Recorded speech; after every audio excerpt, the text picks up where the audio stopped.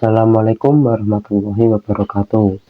Perkenalkan, saya Arya Teguh Saputra dengan NIM 230802404081.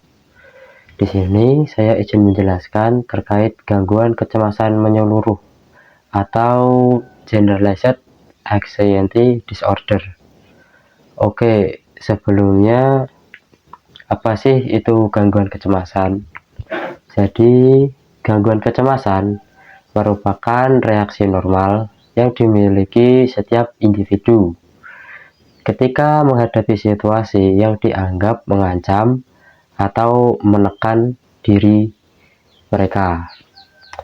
Dalam kadar tertentu, kecemasan justru membangun atau membantu seseorang untuk lebih waspada dan mempersiapkan diri menghadapi tantangan.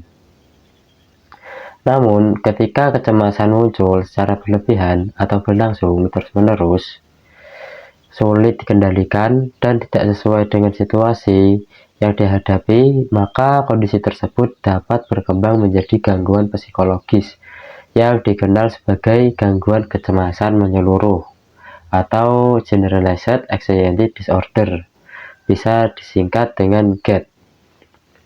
Oke, langsung saja ke pengertian. Yang pertama yaitu pengertian tentang GAD. Jadi, menurut American Psychiatric Association atau DSM-5-TR, itu GAD adalah kondisi ketika seseorang mengalami kecemasan dan kekhawatiran yang berlebihan terhadap berbagai aktivitas atau peristiwa selama setidaknya 6 bulan dan kesulitan mengendalikan kekhawatiran tersebut. Berbeda dengan rasa cemas biasanya, yang biasanya itu muncul pada situasi tertentu. Kecemasan pada GAD itu tuh bersifat menetap dan seringkali tidak memiliki penyebab yang jelas. Misalnya itu seperti mahasiswa yang merasa khawatir tentang nilai kuliah, kondisi keluarga, atau kesehatan dirinya. Seperti itu. Lalu yang selanjutnya adalah karakteristik utama GAD. Di sini karakteristik utama GAD ada 3 yang saya sebutkan. Yang pertama itu adalah kekhawatiran berlebih, sulit mengendalikan pikiran cemas, dan 3 itu berlangsung lama. Yang pertama itu kekhawatiran berlebihan, jadinya itu penderitanya itu terus-menerus memikirkan kemungkinan buruk yang akan terjadi, seperti tadi, takut gagal kuliah atau mengecewakan orang tua. Lalu yang kedua, sulit mengendalikan pikiran yang cemas. Jadi individu tersebut yang mengalami GAD itu tuh meskipun menyadari bahwa kekhawatirannya berlebihan, tapi itu dia tuh merasa tidak mampu menghentikan pikiran tersebut, seperti itu. Yang ketiga itu berlangsung lama. Jadi orang yang mengalami GAD atau gangguan kecemasan menyeluruh itu tuh biasanya berlangsung itu setidaknya 6 bulan dan terjadi hampir setiap hari, seperti itu.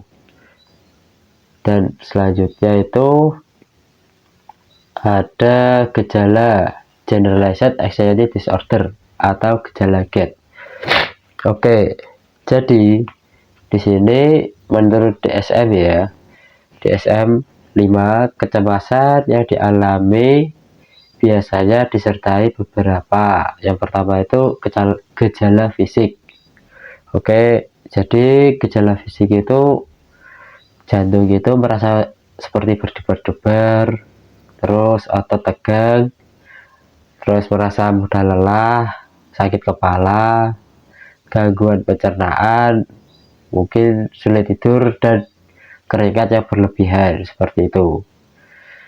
Gejala fisik ini muncul itu karena tubuh berada di dalam kondisi sedang siaga secara terus-menerus karena kecemasan tadi ya. Jadinya tuh tubuh itu merasa lebih was-was, seperti itu. Terus yang kedua itu gejala kognitif. Nah, gejala kognitif ini contohnya itu mungkin setiap individu, setiap orang itu sulit berkonsentrasi, terus pikiran dipenuhi kekhawatiran, selalu memikirkan kemungkinan terburuk, terus sulit mengambil keputusan, seperti itu. Dan yang ketiga, gejala emosional atau gejala perilaku. Gejala emosional, maaf. Jadi gejala emosional itu contohnya itu seperti merasa gelisah, mudah marah, dan merasa tidak tenang, terus merasa takut tanpa alasan yang jelas. Dan yang terakhir itu adalah gejala perilaku, nah, yang saya sebutkan tadi ya. Nah, gejala perilaku itu seperti menghindari situasi yang dianggap menimbulkan kecemasan, ya seperti situasi mungkin dia bukan tidak takut, lebih ke dia itu takut di daerah-daerah yang ramai, itu kan bisa menimbulkan kecemasan ya, karena grogi atau gimana. Terus menunda pekerjaan karena takut gagal. Nah, pastikan setiap orang kan pernah ya menunda pekerjaannya gitu ya, yang seharusnya dikerjakannya itu tenggatnya masih jauh, atau mungkin tenggatnya sangat dekat sekali seperti itu, tapi dia sering menunda-nunda. Nah, itu bisa jadi. Terus terlalu sering mencari kepastian dari orang lain. Nah, jadi misal kayak kita sedang mengerjakan tugas gitu, nah kita itu bertanya kepada orang lain, ini benar atau enggak, apa gimana gitu. Jadinya tuh kayak sering bertanya gitu loh. Nah, yang selanjutnya itu penyebab GAD atau Generalized Anxiety Disorder. Yang pertama itu ada faktor biologis. Nah, faktor biologis itu berkaitan dengan kondisi genetik dan fungsi kerja otak. Jadi ada sebuah penelitian yaitu menunjukkan bahwa individu yang memiliki anggota keluarga dengan riwayat gangguan kecemasan itu memiliki resiko yang lebih tinggi untuk mengalami gangguan yang sama. Karena hal ini menunjukkan bahwa faktor keturunan itu juga dapat berperan dalam munculnya gangguan kecemasan menyeluruh ini atau GAD. Nah, selain itu ya, terdapat juga beberapa neurotransmitter atau zat kimia di otak yang berperan dalam mengatur emosi, seperti serotonin, dopamin, dan GABA.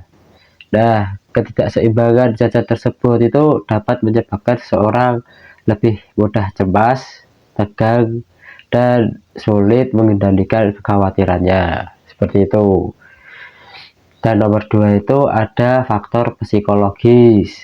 Nah, jadi menurut teori kognitif itu tuh bisa dikemukakan oleh Aaron Berg.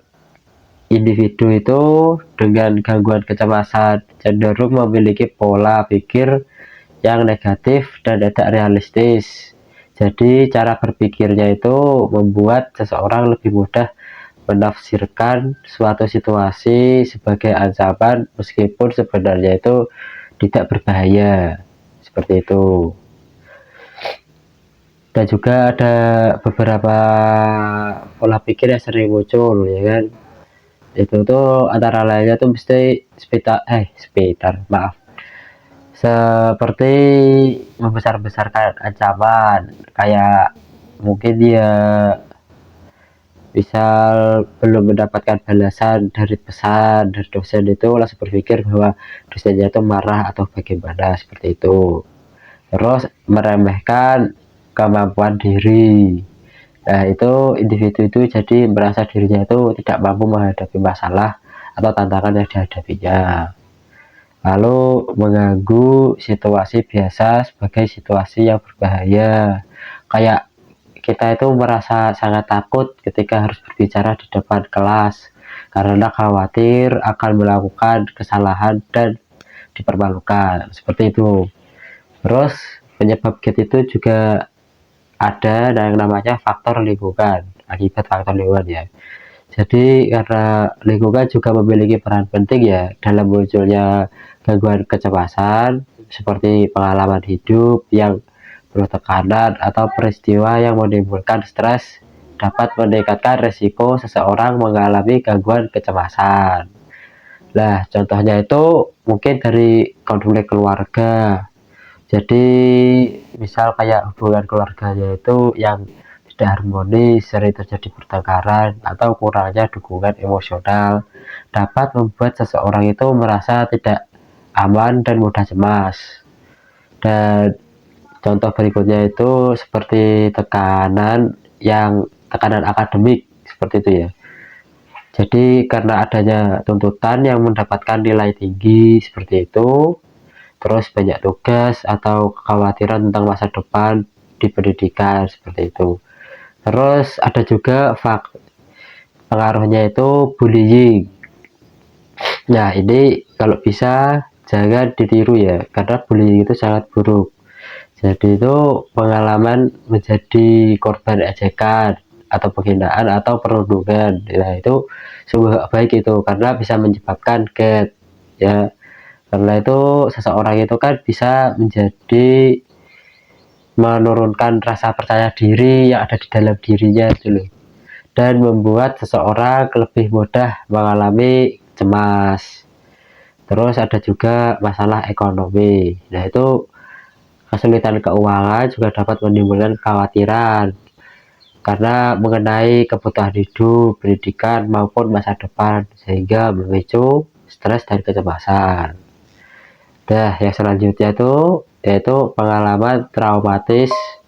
Nah, itu peristiwa yang menyakitkan atau mengancam seperti kehilangan orang yang dicintai, kecelakaan, bencana, atau kekerasan dapat meninggalkan dampak psikologis yang berkontribusi terhadap munculnya gangguan kecemasan seperti itu. Terus di sini ada penanganan dan pengobatannya. Yang saya sebutkan di sini ada 3. Yang pertama itu Cognitive Behavioral Therapy atau CBT.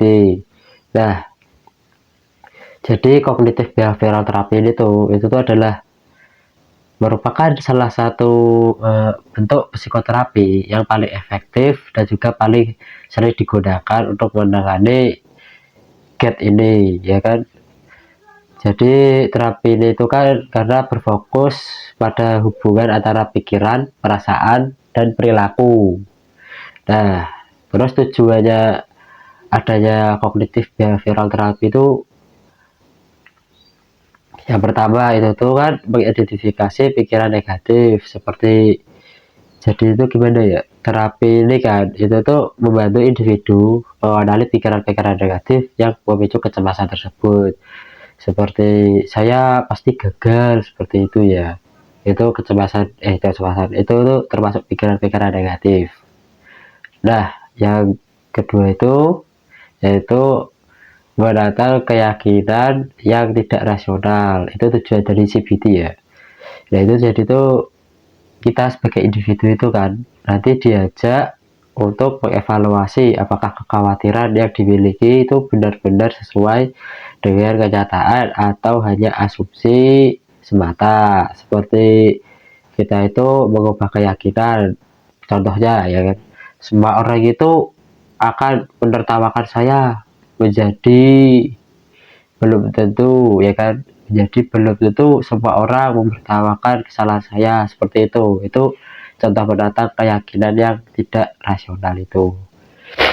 Dan yang selanjutnya itu tujuannya itu mengembangkan cara berpikir yang lebih realistis. Nah, jadi terapi ini tuh kan membantu individu membangun pola pikir yang lebih positif, objektif, dan sesuai dengan kondisi yang sebenarnya.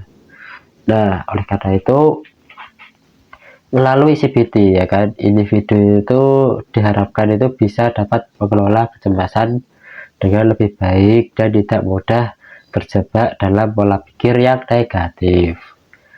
Nah, yang kedua itu teknik relaksasi.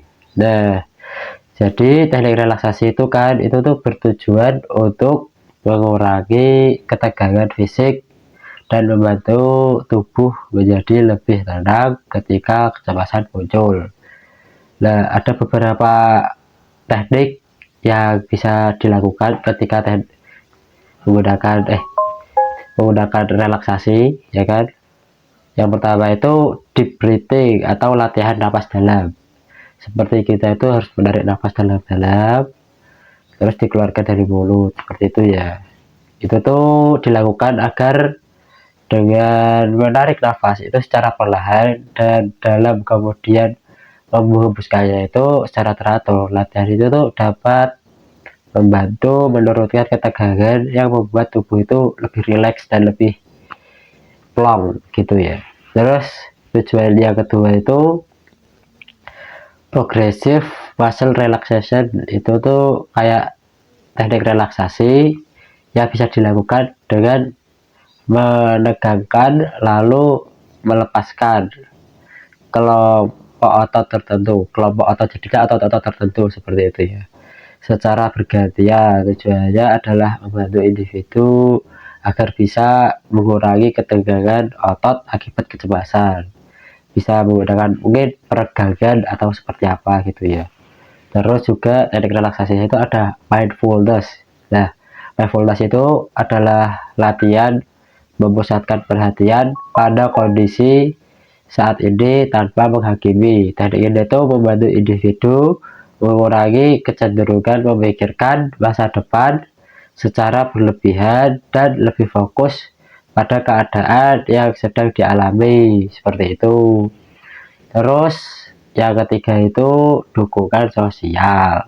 Nah, di sini tuh karena kita itu kan sebagai makhluk sosial, jadinya tuh dukungan sosial itu sangat penting ya, karena dukungan sosial itu salah satu faktor penting dalam proses pemulihan yang mengalami GERD itu ya. Jadi dukungan sosial itu ada beberapa ya di sini, mungkin dari bisa dukungan keluarga, teman, atau mungkin pasangan, dan juga lingkungan sekitar. Kenapa? Karena melalui dukungan sosial itu individu dapat merasa lebih diterima dan dipahami secara tidak langsung ya, tetapi dan tidak menghadapi masalah sendirian, seperti itu. Jadi kita atau setiap individu itu kan itu tuh merasa lebih di apa namanya dilihat gitu loh, mungkin seperti itu. Nah, lalu selanjutnya, oke, selanjutnya itu ada kesimpulan yang terakhir ya. Jadi kesimpulan dari gangguan kecemasan menyeluruh atau generalized anxiety disorder itu tuh merupakan sebuah gangguan kecemasan yang bisa ditandai dengan kekhawatiran yang berlebihan, menetap, dan sulit dikendalikan terhadap berbagai aspek kehidupan, seperti itu. Dan gangguan ini tuh juga dipengaruhi oleh faktor biologis, psikologis, dan lingkungan. Dan juga bukan misal sih, dan juga apabila tidak ditangani ya kan, itu gap itu dapat berdampak pada fungsi akademik seorang individu, seperti akademik sosial maupun keselamatan fisik. Nah, penanganannya itu seperti tadi yang saya jelaskan, yang lebih efektif itu dapat dilakukan menggunakan CBT dan juga teknik relaksasi dan juga dukungan sosial dan pengobatan medis, dan disesuaikan sesuai kebutuhan juga, seperti itu ya. Itu yang bisa saya jelaskan mungkin dari gangguan kecemasan menyeluruh atau generalized anxiety disorder. Nah, sekiranya jika ada salah atau kata yang dari saya, atau mungkin kata-kata saya yang membingungkan atau belibet seperti itu ya, saya mohon maaf. Oke, dari saya wabillahi taufiq wal hidayah. Wassalamualaikum warahmatullahi wabarakatuh. Dadah.